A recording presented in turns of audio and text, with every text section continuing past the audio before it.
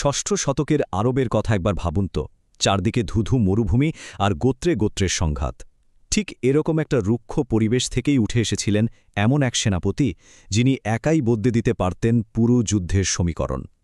আজকের এই বিশেষ বিশ্লেষণে আমরা ব্যবচ্ছেদ করব ঠিক তেমনই এক রণকৌশলগত প্রতিভার, সামরিক ইতিহাসে যার প্রভাব আজও একেবারে অটুট। ব্যাপারটা বেশ অবাক করার মতো, তাই না? যিনি একসময় ছিলেন সবচেয়ে ভয়ঙ্কর প্রতিপক্ষ, যিনি ক্ষুরধার সামরিক বুদ্ধিমত্তা দিয়ে মুসলিম বাহিনীকে রীতিমতো খাদের কিনারায় ঠেলে দিয়েছিলেন, তিনি কিভাবে খোদ সেই রাষ্ট্রেরই সবচেয়ে বড় এবং অপ্রতিরোধ্য ত্রাতা হয়ে উঠলেন। শত্রু থেকে ত্রাতা হয়ে ওঠার এই অবিশ্বাস্য জার্নিটা কিভাবে সম্ভব হলো, তা সত্যিই চমকে দেওয়ার মতো। চলুন আমাদের আজকের আলোচনার মূল কাঠামোটা এক নজরে দেখে নেওয়া যাক। প্রথমে আমরা দেখব অশ্বারোহী সেনাপতি হিসেবে তার শুরুটা, এরপর তরবারি শান্তিকরণ, ৩ নম্বরে সেই অসম্ভব মরুযাত্রা, তারপর ইয়ারমুখের রণকৌশল এবং সবশেষে এক অপরাজিত উত্তরাধিকার। প্রথমে আসা যাক আমাদের প্রথম পর্বে, অশ্বারোহী সেনাপতি। কিভাবে তার শুরুটা হয়েছিল আর সুযোগের সদ্ব্যবহার তিনি ঠিক কতটা নিখুঁতভাবে করেছিলেন। বনি মাখজুম গোত্রে জন্মেছিলেন খালেদ, আর এই গোত্রটা এমনিতেই তাদের দুর্ধর্ষ অশ্বারোহী বাহিনীর জন্য পুরো আরবে বিখ্যাত ছিল। ছোটবেলা থেকেই তিনি অসাধারণ ঘোষওয়ার আর দক্ষ অশ্বারোহী যোদ্ধা হিসেবে বেড়ে ওঠেন। অর্থাৎ যুদ্ধের মাঠে একটা ক্যাভেলরি বা অশ্বারোহী বাহিনী কিভাবে মুভ করে, তাদের স্পিড কতটা জরুরি, এই বেসিক ব্যাপারগুলো তার রক্তে একেবারে মিশেছিল। এর সবচেয়ে বড় প্রমাণটা পাওয়া যায় ৬২৫ খ্রিস্টাব্দের উহুদের যুদ্ধে। ঠিক যখন মুসলিম তীরন্দাজরা পাহাড়ের উঁচু কৌশলগত অবস্থান ছেড়ে নিচে নেমে আসার ভুলটা করলেন, খালিদ কিন্তু এক মুহূর্ত দেরি করেননি। চোখের পলকে তিনি প্রতিরক্ষার ফাঁকটা বুঝে ফেললেন। এরপর পিছন দিক থেকে যে বিধ্বংসী অশ্বারোহী আক্রমণটা তিনি চালালেন, এক কথায় একজন জিনিয়াস সেনাপতি এভাবে সেকেন্ডের ভগ্নাংশে পুরো যুদ্ধের মোড় ঘুরিয়ে দিতে পারেন। এবার যাব দ্বিতীয় পর্বে, তরবারি শানিতকরণ, অর্থাৎ চরম সংকটের সময় আরবের সবচেয়ে ভয়ঙ্কর এই যোদ্ধার কিভাবে এক নতুন লক্ষ্যের সাথে যুক্ত হয়ে পুনর্জন্ম হল। সময়টা ৬২৯ খ্রিস্টাব্দ, মুতারে যুদ্ধ। পরিস্থিতিটা একবার কল্পনা করুন। বিশাল বাইজেন্টাইন বাহিনীর সামনে মুসলিম বাহিনী তখন রীতিমতো দিশেহারা। একের পর এক প্রধান সেনাপতি মারা যাচ্ছেন, তৈরি হয়েছে একটা বিশাল কমান্ড ভ্যাকিউম বা নেতৃত্ব শূন্যতা। সেনাবাহিনী তখন প্রায় সম্পূর্ণ ধ্বংসের দ্বারপ্রান্তে। ঠিক এরকম একটা নার্ভ ব্রেকিং মুহূর্তেই তো আসল লিডারের পরীক্ষা হয়, তাই না? আর ঠিক এখানেই জন্ম হল এক কিংবদন্তির। নিশ্চিত ধ্বংসের মুখে দাঁড়িয়ে তিনি যে শুধু যুদ্ধ করছিলেন তা নয়, বরং অবিশ্বাস্য দক্ষতায় পুরো সৈন্য বিন্যাসটাই বদলে ফেললেন। ভেঙে পড়া বাহিনীকে আবার এক করলেন, আর একটা অসম্ভব কৌশলগত পশ্চাৎ অপসারণ সফল করে দেখালেন। এই জাদুকরী সামরিক বুদ্ধিমত্তার জন্যই কিন্তু তাকে সৈফুল্লাহ বা আল্লাহর তরবারি উপাধি দেওয়া হয়েছিল।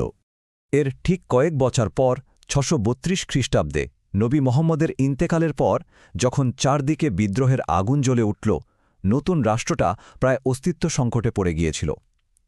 সামরিক ইতিহাসবিদরা মনে করেন, রিদ্দা বা এই বিদ্রোহ দমনের যুদ্ধগুলোতে খালিদ যদি তার সেই ক্ষিপ্র সামরিক সিদ্ধান্তগুলো না নিতেন, তাহলে হয়তো এই নবীন রাষ্ট্রটা টিকে থাকাই অসম্ভব হয়ে যেত। চলুন এবার ৩ নম্বর পর্বে যাওয়া যাক, অসম্ভব মরুযাত্রা। গ্র্যান্ড স্ট্র্যাটেজি আর লজিস্টিক্সের এক অসাধারণ ও অবিশ্বাস্য উদাহরণ। এখানে খুব ইন্টারেস্টিং একটা ব্যাপার আছে, যেটাকে আমরা অ্যাসিমেট্রিক ওয়ারফেয়ার বলতে পারি।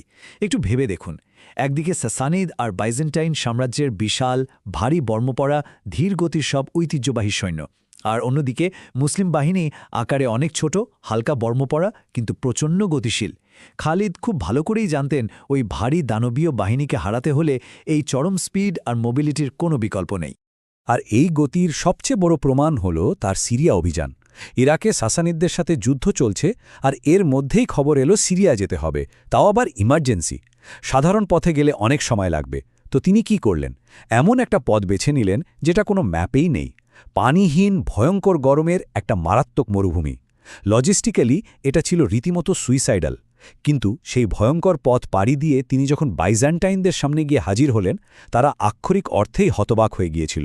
এটা ছিল একটা পারফেক্ট স্ট্র্যাটেজিক সারপ্রাইজ। এবার আমরা আলোচনা করব আমাদের চতুর্থ পর্ব নিয়ে, ইয়ারমুকের রণকৌশল।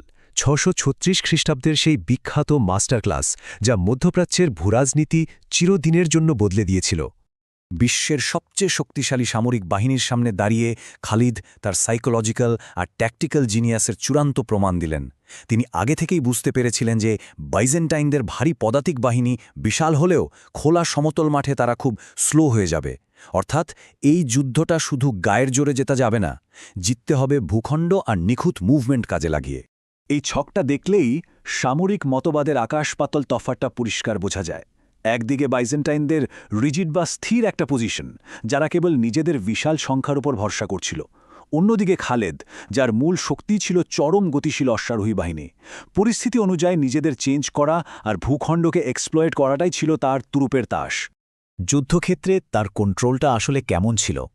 অশ্বারোহীদের সুবিধার জন্য সমতল ভূমি নির্বাচন করা থেকে শুরু করে একটা মোবাইল রিজার্ভ ক্যাভালরি বা ভ্রাম্যমাণ অশ্বারোহী বাহিনী তৈরি করা সবকিছুই ছিল মাস্টারস্ট্রোক।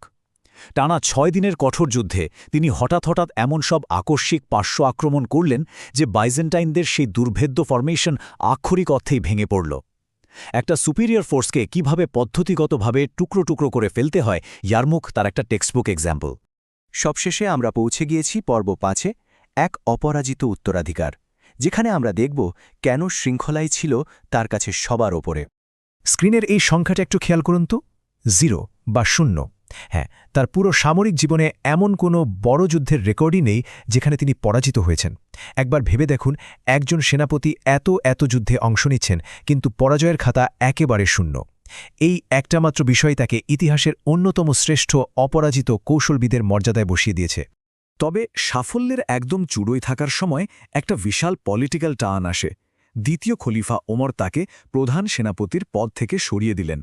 কারণটা কিন্তু খুব লজিক্যাল ছিল। রাষ্ট্র যেন কোনো একজন সামরিক ব্যক্তির ওপর পুরোপুরি নির্ভরশীল হয়ে না পড়ে, আর সাধারণ মানুষ যেন মূল লক্ষ্যের চেয়ে কোনো একক সেনাপতিকে বেশি মহিমান্বিত না করে, ঠিক সেই জায়গা থেকেই এই সিদ্ধান্ত নেওয়া হয়েছিল। কিন্তু সবচেয়ে অবাক করা বিষয় কি জানেন? যিনি সারা জীবন যুদ্ধক্ষেত্রে দাপিয়ে বেরিয়েছেন এত ক্ষমতা যার হাতে, তিনি কিন্তু বিন্দুমাত্র বিদ্রোহ করলেন না, ক্ষমতার জন্য লড়লেন না। নিঃশব্দে প্রধান কমান্ডারের পদ ছেড়ে দিয়ে সাধারণ সৈনিকদের লাইনে গিয়ে দাঁড়ালেন এবং একজন সাধারণ সৈনিক হিসেবেই যুদ্ধ চালিয়ে গেলেন।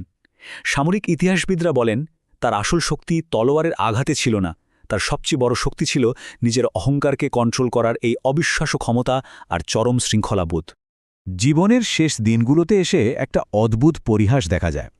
যে মানুষটা সারা জীবন যুদ্ধের ময়দানে কাটালেন, রণকৌশলী ছিল যার সব, সেই মানুষটির মৃত্যু হল ৬৪২ খ্রিস্টাব্দে, একেবারে শান্ত পরিবেশে নিজের বিছানায় শুয়ে। এমন একজন নিখুঁত ফাইটারের জন্য যুদ্ধক্ষেত্রে থেকে এত দূরে এত শান্তিতে মারা যাওয়াটা আসলেই খুব আক্ষেপের একটা ব্যাপার ছিল। মৃত্যুশয্যায় তিনি অত্যন্ত আক্ষেপ করে বলেছিলেন, তার শরীরে এমন এক বিঘত জায়গাও নাকি অবশিষ্ট নেই যেখানে তলোয়ার, বর্ষা বা তীরের আঘাতের দাগ নেই। বিছানায় শুয়ে মারা যাওয়ার এই যে তীব্র অতৃপ্তি আর সারা শরীরে বয়ে বেড়ানো ওইসব যুদ্ধের ক্ষত, এই দুটো জিনিসই যেন তার এই বিশাল মহাকাব্যের শেষ অধ্যায় হয়ে আছে।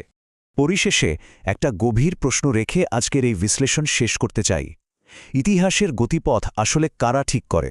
বিশাল বিশাল সাম্রাজ্যের অঢেল সম্পদ আর লোকবলের ভার, নাকি খালিদ ইবনে ওয়ালিদের মতো কোনো নিবেদিত প্রাণ সেনাপতির ক্ষুরধার বুদ্ধি আর অদম্য ইচ্ছাশক্তি?